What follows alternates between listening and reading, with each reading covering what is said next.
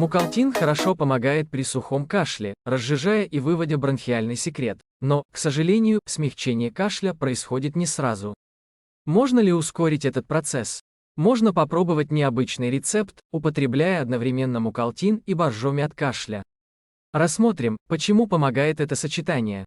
Сведения о мукалтине. Лекарственное средство выпускается в таблетках, содержащих корень алтея и вспомогательные компоненты, гидрокарбонат натрия, винную кислоту и кальция стеарат. Мукалтин оказывает следующее действие: вызывает усиление выработки слизи бронхами и разжижение мокроты, улучшает отхождение бронхиального секрета, снижает воспалительные процессы в дыхательных путях. Одновременно принимая боржоми с мукалтином от кашля, удается усилить отхаркивающий эффект мукалтина. Это происходит из-за того, что щелочная среда боржоми усиливает действие медикамента. Немного о выборе минералки. Прежде всего, для лечения нужна настоящая минеральная вода. Те минералки с надписью «боржоми», находящиеся на прилавках магазина, не подойдут. Они не повлияют на лечебное действие мукалтина, но и помогать не будут. Минеральную воду следует покупать в аптеке. Для лечения подойдут боржоми или ессентуки. Как правильно пить боржоми с мукалтином от кашля? Есть несколько способов применения. Метод первый. Боржоми подогреть, чтобы минералка стала теплой, и запить им 1-2 таблетки мукалтина. Количество препарата зависит от возраста больного. Если не нравятся пузырьки газа, то перед тем, как пить, следует помешать напиток ложкой. Метод второй. На приготовление лекарства потребуется немного времени, открыть боржоми и дождаться, пока выйдут все пузырьки газа, подогреть 100 мл жидкости до 40-45 градусов, мукалтин растворить в боржоми, 2 таблетки. После того, как препарат полностью растворится, полученный раствор нужно сразу выпить. Указанный рецепт подходит для ребенка 5-7 лет.